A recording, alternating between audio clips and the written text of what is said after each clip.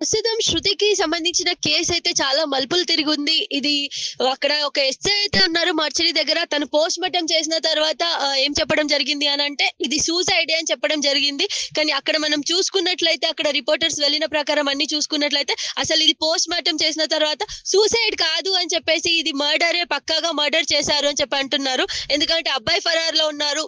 ఏమున్నా love marriage చేసుకున్న తర్వాత వాళ్ళ భార్య చనిపోయింది అనంటే కొంత బాధ ఉంటుంది. ఖచ్చితంగా ఇక్కడికొచ్చి అక్కడ డెడ్ బాడీనైనా కనీసం ఒక చివరి చూపు చూద్దామని అనుకుంటారు. కానీ అది కూడా లేదు ఇక్కడ.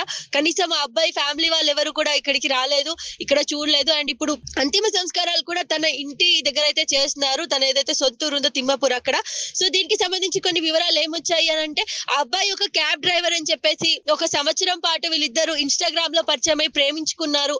తర్వాత ఒక 6 నెలల నుంచి అయితే వీళ్ళు స్క్రిప్ట్‌లు రాయడం అని పరేడ్ సాంగ్స్‌కి స్క్రిప్ట్స్ తనే రాసేవాడంట. ఇద్దరు కలిసి రాసుకునేవాళ్ళు. పెళ్ళికి ముందే అమ్మాయి వాళ్ళ ఊరికి వస్తూ పోతూ ఉండేది అని చెప్పేసి కూడా అంటా ఉన్నారు. మరి న్యూస్ అయితే బయటికొస్తుంది. గత 2 రోజుల నుంచి అయితే శృతి వాళ్ళ ఇంట్లో వాళ్ళకి గాని, ఆ ఫ్యామిలీ మెంబర్స్‌కి కానీ, రిలేటివ్స్‌కి కానీ లేదా రెగ్యులర్‌గా కాల్స్ మాట్లాడే వాళ్ళ బెస్ట్ ఫ్రెండ్ ఎవరైతే ఉందో చిక్కి, ఇద్దరు కలిసి సాంగ్స్ చేసుకునేవాళ్ళు. ఆ చిక్కికి కూడా కాల్ చేయలేదు 2 రోజుల నుంచి అని చెప్పేసి అంటా ఉంది. 4 మంత్స్ ప్రెగ్నెంట్ అనేది కూడా అది దాచడం జరిగింది చిక్కి దగ్గర అని కూడా చెప్పేసి అంటున్నారు. చిక్కికి కాల్ చేసి అడిగితే నాకు తెలీదు ఈ ప్రెగ్నెన్సీ విషయం అని చెప్పి అంటుంది. పెళ్లయితే పెళ్లవుతుందని చెప్పేసి అన్నది. సో పెళ్లికెళ్ళాను అంతా బానే ఉందని చెప్పేసి అంటా ఉన్నారు. మరి ఫ్యామిలీ మెంబర్స్ అయితే ఎలాంటి క్లారిటీ ఇవ్వట్లేదు ప్రెగ్నెన్సీకి సంబంధించి. బట్ బయట కొన్ని న్యూస్ ఛానెల్స్‌లో కొంత మీడియా వరకి అయితే ఏమంది ఇన్ఫర్మేషన్ ఉంది అనంటే తను 4 మంత్స్ ప్రెగ్నెంట్ అని చెప్పేసింది. బట్ అఫీషియల్‌గా ఎక్కడ కూడా వీళ్ళు మనకి బయట పెట్టడం అయితే జరగలేదు.